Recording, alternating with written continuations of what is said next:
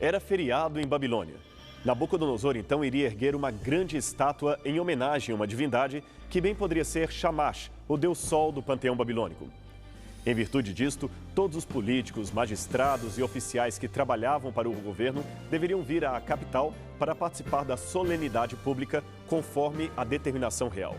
Todos passaram calmamente em procissão pela porta de Ishtar, a principal entrada da cidade, indo em direção ao local da cerimônia. Nabucodonosor inauguraria ali uma estátua praticando o que os babilônios chamavam de Shu-Ilá, ou seja, uma prece com a mão levantada. Ela tinha este nome porque era recitada com a mão direita erguida à altura do rosto ou ambas as mãos erguidas para o céu. O rei, como era de costume, já tinha uma oração particular escrita por algum sacerdote que trazia o seu nome no lugar do suplicante.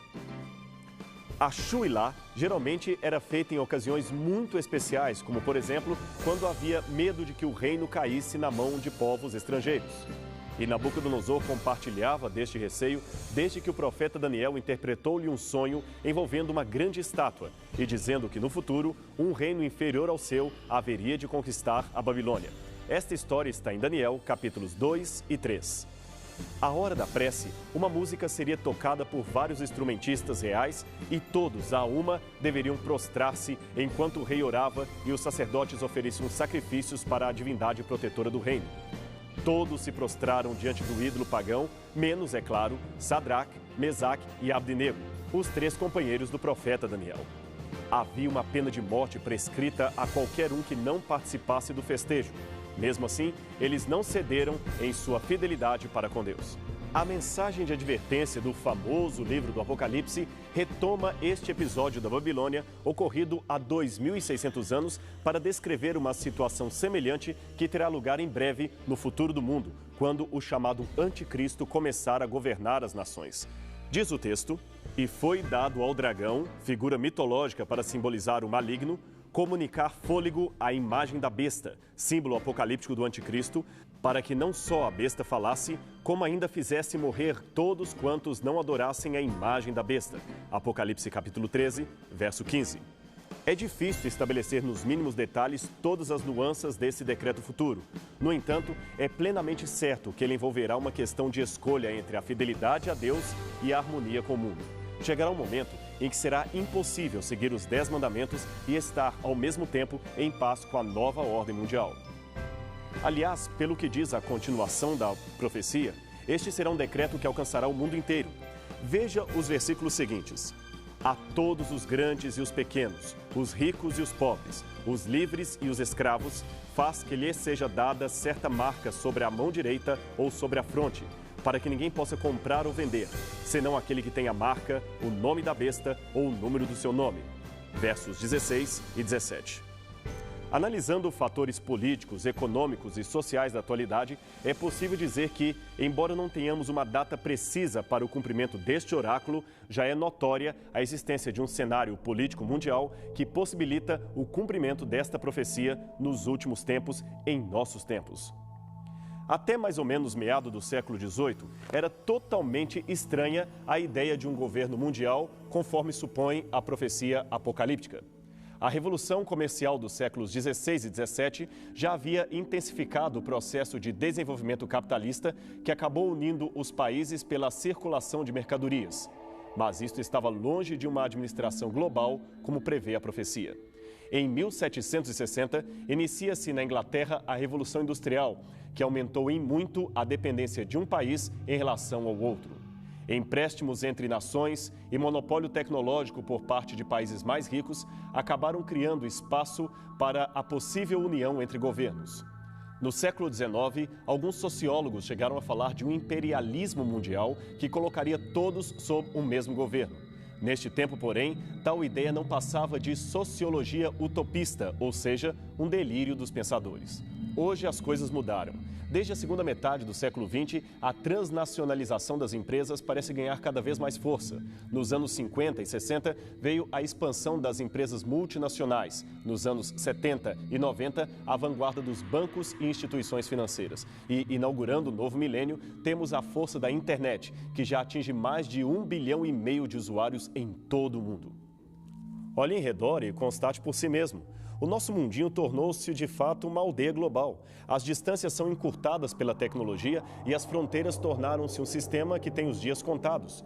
Você liga a TV e assiste diretamente do Japão uma partida de beisebol, que aliás é jogo dos americanos.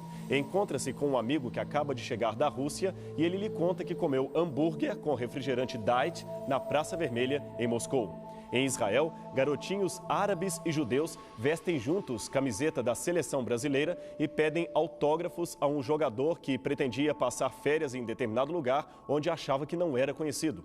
Depois de tudo isto, você se dá conta que, na verdade, o mundo está no seu quintal, ou melhor, na tela do seu computador. Estamos vivendo a era da globalização. A coisa, no entanto, vai muito mais além do que uma simples universalização de costumes. No mundo civilizado, aprofunda-se cada vez mais a desigualdade entre países ricos e pobres, países bem ou mal desenvolvidos. Intensifica-se a competitividade comercial e, com isto, aumentam-se os riscos de desemprego, crise econômica e outros fatores. Quem não se viu ameaçado por um crash econômico ocorrido na Europa ou nos Estados Unidos? Quem não teme ser vítima da queda de uma bolsa de valores em outra parte do mundo? Ou ainda oferecer para a herança de seus filhos um planeta morto em consequência dos crimes ambientais cometidos por todos os países. No mundo globalizado, todos ficam vulneráveis à informática, ao ritmo das bolsas de valores e outros fatores atuais. Aliás, atualmente, são negociados mais de 1,4 trilhão de dólares em ações internacionais, onde o investidor de um país leva o seu capital para outro país estrangeiro. Entre 1984 e 1992, o fluxo internacional de bens e serviços saltou de 3,5 trilhões para 7,5 trilhões de dólares por ano, um crescimento sem precedentes na história econômica mundial. Dentro desse contexto, se um país se isola ou dita suas próprias leis, pode ser excluído por outras economias e perder os capitais, informações e tecnologias vindas de outros países. Aliás, foi exatamente esta situação que acabou derrubando gigantes independentes como a Rússia e todo o conglomerado que perfazia a ex-União Soviética. Outra importante questão decorrente da globalização capitalista, sobrepondo-se à economia dos países, é a de ordem monetária.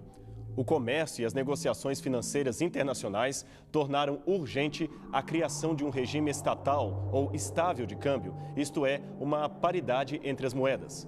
O melhor, na opinião de muitos governantes e economistas, é criar um dinheiro mundial que circule livremente pelos países sem obstáculos criados por políticas particulares, nem interesse próprio de uma única nacionalidade.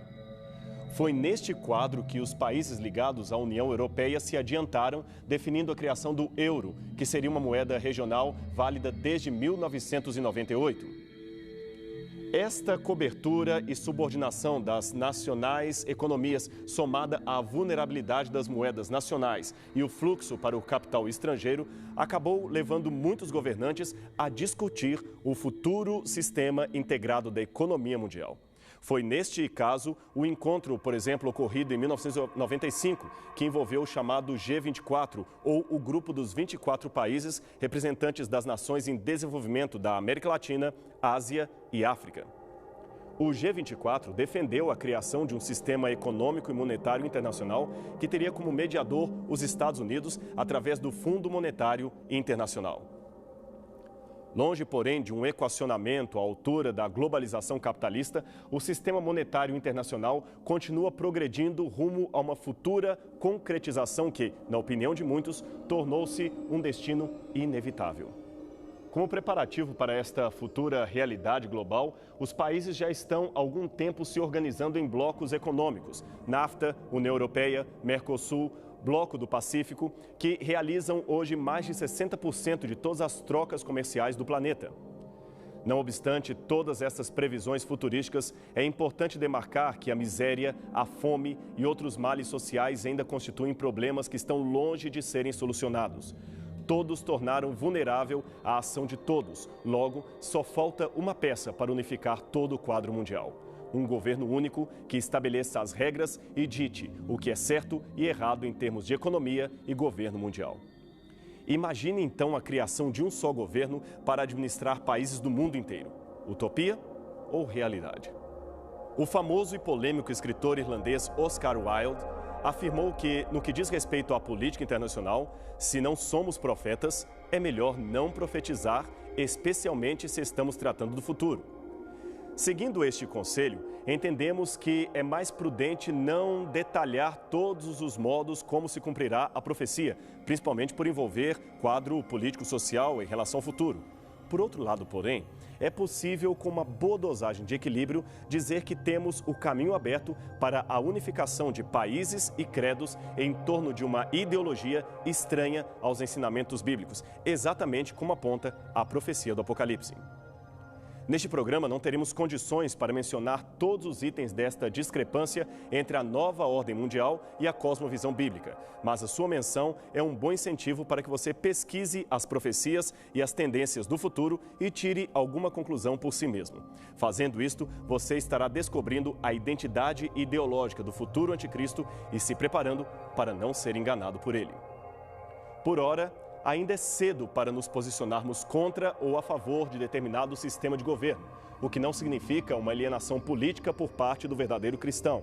A regra que se deve seguir é apenas a seguinte: se for estabelecida alguma regra que conflita com qualquer mandamento da lei divina ou da Bíblia, o que importa é ser fiel a Deus e não aos homens, nem que para isso tenhamos que pagar com a nossa própria vida. Por enquanto, ainda gozamos de liberdade para seguir a religião que quisermos, segundo as normas de nossa própria consciência. Porém, chegará o dia em que deveremos tomar uma dramática decisão contra ou a favor de Cristo. Para coisas envolvendo a espiritualidade, não existe neutralidade, não existe meio termo. Mudando um pouquinho de assunto, mas permanecendo dentro do quadro profético de um predito fim do mundo, podemos citar também as crises ecológicas que ameaçam o planeta. Hoje, a preocupação com o fim da vida na Terra extrapolou em muito a questão nuclear ou os que estudam profecias relacionadas ao juízo final. A cada dia, vê-se o meio ambiente morrer aos poucos na progressiva destruição das florestas, na redução da água potável e no empobrecimento da biodiversidade. Segundo o Programa de Desenvolvimento das Nações Unidas, se esta situação não for rapidamente corrigida, o mundo verá decretado em pouco tempo o fim da humanidade. Só para ter uma noção, a água potável do planeta passou de 17 mil metros cúbicos de água em 1950 per capita para 7 mil em 1998. Nesta proporção, chegaremos a 2050 com uma população mundial estimada em 9,5 bilhões de habitantes, dos quais 1 ou 2,5 bilhões não disporão de água regular potável para beber. Hoje já são 132 milhões de pessoas vivendo nesta situação. Nos últimos 50 anos, a produção descontrolada de poluição quadruplicou a emissão de dióxido de carbono. Isto poderá causar, nas próximas décadas, um superaquecimento do planeta, principalmente com males provocados pela camada de ozônio que está prejudicada, aquela que deveria filtrar os raios solares na atmosfera terrestre. Se tal fenômeno ocorrer, trará em consequência o aumento de até 1 metro do nível do mar, que inundará consideráveis faixas de terra dos países e cidades que estão costeiros, permitindo o avanço das áreas desérticas. Estas são apenas algumas das muitas advertências que estudiosos e ecologistas do mundo inteiro têm feito à humanidade. Se a paisagem destrutiva não for modificada, a tendência aponta um futuro pouco digerível para a sociedade. Pelo menos é o que dizem ambientalistas do movimento Greenpeace. Há quase 2000 anos, o apóstolo João profetizou que no futuro Deus teria de acertar contas com os que cometem, dentre outros delitos, crimes contra a ecologia. Como diz a profecia, chegou o tempo determinado de sua ira, a ira de Deus, e o tempo para destruíres os que destroem a terra. Noutras palavras, esta profecia nos ensina que, primeiro, quase 2 milênios antes da era atômica, Deus já sabia que no futuro a humanidade poderia destruir a terra. Segundo, antes que qualquer um pudesse sonhar racionalmente com uma possível destruição em massa, Deus revelou ao profeta que isto um dia seria realidade. E ele escreveu tudo no livro do Apocalipse. Terceiro, segundo a profecia, antes que se efetuasse um extermínio final, Cristo voltaria, dando um basta na destruição desenfreada da natureza. Antes, porém, que este evento aconteça, o Senhor utiliza-se da própria natureza para advertir os habitantes da terra de que em breve haverá um juízo, e cada um prestará contas por tudo o que tem praticado. Todos os atos bons e ruins serão um dia sentenciados ou trazidos à tona no tribunal de Deus. Certa vez, Jesus repreendeu aos estudiosos do seu tempo porque não davam o devido valor à vinda do juízo de Deus. Ele disse: chegada a tarde dizeis, haverá bom tempo, porque o céu está avermelhado. E pela manhã, hoje haverá tempestade, porque o céu está de um vermelho sombrio. Sabeis, na verdade, discernir o aspecto do céu e não podeis discernir os sinais dos tempos? Lucas, capítulo 12, versos 54 a 56. O que Jesus queria dizer por sinais dos tempos? Que à medida que progredisse a história, todos saberiam que o dia de Deus estaria chegando. No Apocalipse, há uma importante mensagem do juízo anunciada em todo o céu. Um anjo voa e diz: temam a Deus e louvem a sua grandeza, pois já chegou a hora de Deus julgar a humanidade. Adorem aquele que fez o céu, a terra, o mar e as fontes das águas. Apocalipse 14, verso 7. Não seria o respeito à natureza uma bela forma de adorar a Deus, reconhecendo-o como o Criador de tudo o que existe? Jesus estava com seus discípulos realizando a última ceia. Era uma noite de quinta-feira e havia algo estranho no ar. O mestre dizia coisas difíceis de entender. Afirmou que seria traído por um de seus discípulos e que em breve enfrentaria a morte na cruz. Sua partida estava chegando e em pouco tempo ele voltaria para a casa do Pai. Era, portanto, um ambiente de dor e despedida. Atônitos, os discípulos pareciam não compreender os detalhes daquilo que estavam escutando. Era tão forte a dor de separar-se do mestre que, em sua emoção, pareciam que estavam bloqueados no entendimento e, para não sofrer ainda mais, pareciam querer alienar-se do que estava sendo-lhes anunciado. Percebendo o desconforto de seus corações, Jesus lhes revelou: não fiquem assim preocupados. Vocês sempre creram em Deus, creiam agora em mim. Sabem, na casa de meu pai há muitos quartos e eu estou indo preparar um lugar para cada um de vocês. E depois que eu for e terminar a preparação deste lugar, eu voltarei e levarei vocês para morar comigo, para nunca mais precisarmos dizer adeus. João 14, versos 1 a 3. Finalmente, uma boa notícia em meio a tantas tristezas. O mestre iria embora, mas não para sempre. Ele voltaria um dia para buscar os seus amigos e levá-los para morar na casa do seu pai. Não havia motivos para temor. Jesus sempre cumpre aquilo que ele diz. Havia, contudo, uma incógnita que permanecia latente na vida dos discípulos. Quando seria o momento do reencontro? Há algum tempo, no Monte das Oliveiras, Jesus lhes havia revelado a impossibilidade de saber o tempo da profecia. A Bíblia diz o seguinte com relação a este episódio: a respeito daquele dia e hora, ninguém sabe, nem os anjos, nem o Filho, senão somente o Pai. Mateus 24, verso 36. O tempo foi passando e com ele a geração daqueles que receberam pessoalmente esta promessa. Os que chegaram depois também ouviram dos antecedentes da história de Cristo e de seu futuro retorno para a alegria dos seus filhos. Alguns, no entanto, no meio do caminho desanimaram e não quiseram mais continuar esperando pelo Senhor. Parecia tão demorado que foram tentados a pensar que tudo não passava de um engano. Ou, usando um eufemismo, pensaram que Jesus resolvera mudar de planos em relação à sua volta ao mundo. Grupos separatistas começaram então a espiritualizar o tema da segunda vinda.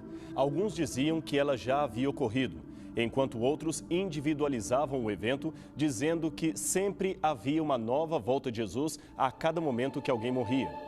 Os céticos, é claro, riam da esperança cristã e proclamavam a plenos pulmões que Jesus era um embusteiro. Veja o que afirmou o apóstolo Pedro, aliás, escrevendo também com os discípulos. Lembrem-se de que nos últimos dias virão os escarnecedores, segundo seus próprios escárnios, andando segundo as suas próprias paixões e dizendo: onde está a promessa da sua vinda? Porque desde que nossos ancestrais morreram, todas as coisas permanecem como desde o princípio da criação.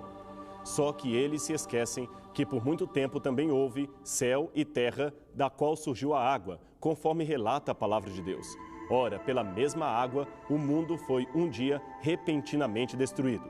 Do mesmo modo, os céus que agora existem e a terra, segundo a mesma palavra, encontram-se reservados para a consumação no fogo.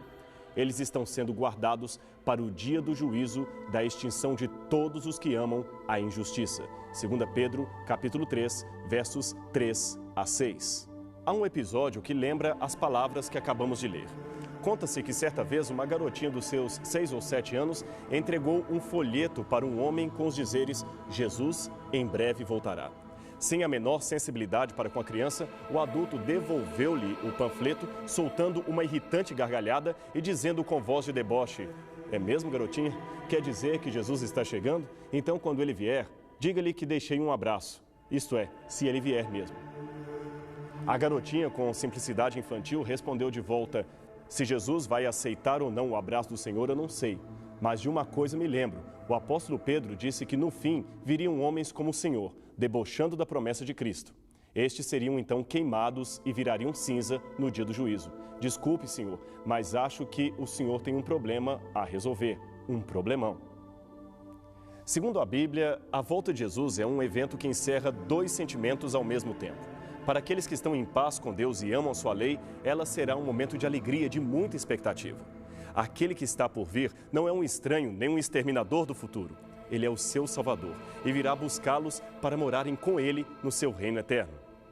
Por outro lado, uma grande multidão que não demonstra nenhuma vontade de estar com o Mestre, estes sim terão um problema a resolver. Eles rejeitam a graça e fecham os olhos à lógica da Bíblia Sagrada, da palavra profética.